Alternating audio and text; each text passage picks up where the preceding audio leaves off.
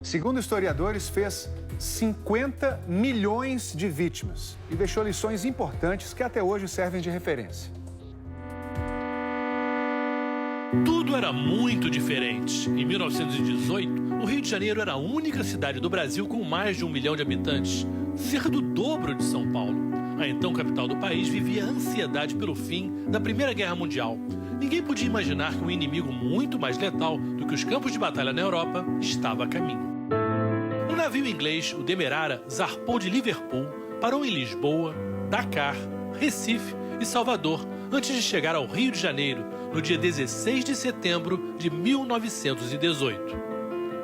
Era um navio especial que levava a mercadoria mais valiosa da época, o correio. Isso porque naqueles tempos toda a comunicação era basicamente feita por cartas. E pessoas, empresas e governos esperavam ansiosamente pela chegada desse tipo de navios.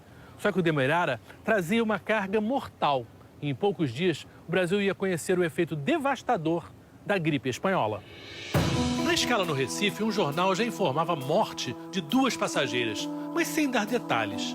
O contágio, através dos marinheiros e dos passageiros que desembarcaram, para a população foi rápido. E as pessoas começaram a morrer. Muitas de um dia para outro. Os sintomas mais graves eram assustadores.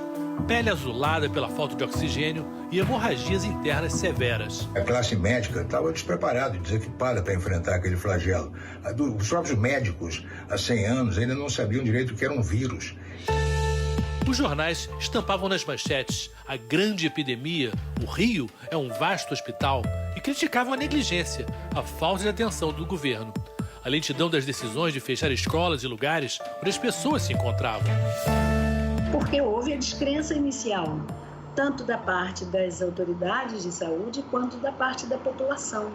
Então, essas medidas demoraram. Agora, você imagina assim, é uma epidemia que foi de setembro a novembro. O demorar foi questão de semanas, mas uma epidemia altamente transmissível, né?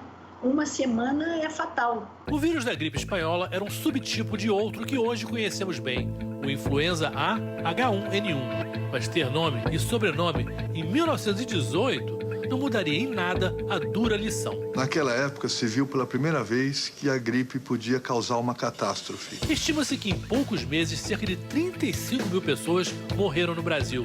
Entre eles, até o presidente da República, Rodrigues Alves, tinha acabado de ser reeleito e morreu antes de tomar posse.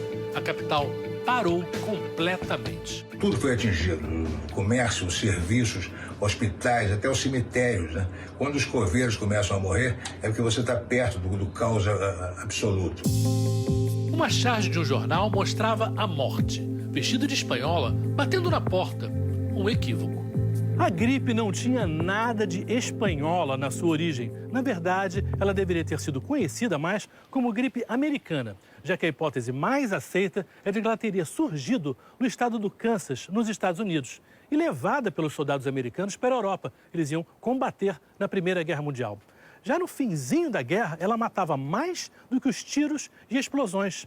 Só que os governos dos países que estavam lutando censuravam essas notícias para não afetar o moral das tropas. A Espanha era neutra e sua imprensa, então, divulgava toda a verdade. Por isso, a gripe acabou sendo conhecida como espanhola. No livro A Grande Gripe, o escritor John Barry conta em detalhes os erros cometidos pelas autoridades americanas na época. E um dos piores foi mentir para a população. Aconteceu na cidade de Filadélfia. Os médicos pediram que um imenso desfile para centenas de milhares de pessoas fosse cancelado. Mas eles foram ignorados. Em 48 horas, a gripe explodiu na cidade. E quando resolveram fechar tudo e decretar quarentena, um jornal chegou a dizer que não havia motivo para pânico. Como puderam achar que o povo seria estúpido a ponto de acreditar nisso? A censura, a falta de informação, as mentiras contribuíram para a morte de muita gente. A pandemia da gripe espanhola deixou aprendizados que até hoje servem de referência. Interrupção da circulação de pessoas, isolamento de pessoas que têm a doença e de quem teve contato com elas. Os cuidados ao tossir, a higiene criteriosa com as mãos. Nisso, convenhamos, estamos hoje todos muito bem informados. cerca de 50 milhões de pessoas morreram na pandemia de 1918, 675 mil só nos Estados Unidos. Ironicamente, o presidente americano Donald Trump, que demorou tanto para reconhecer o perigo do coronavírus, teve o avô dele como uma das vítimas da gripe espanhola. Em 1918, como em 2020, a verdade sempre será o melhor remédio.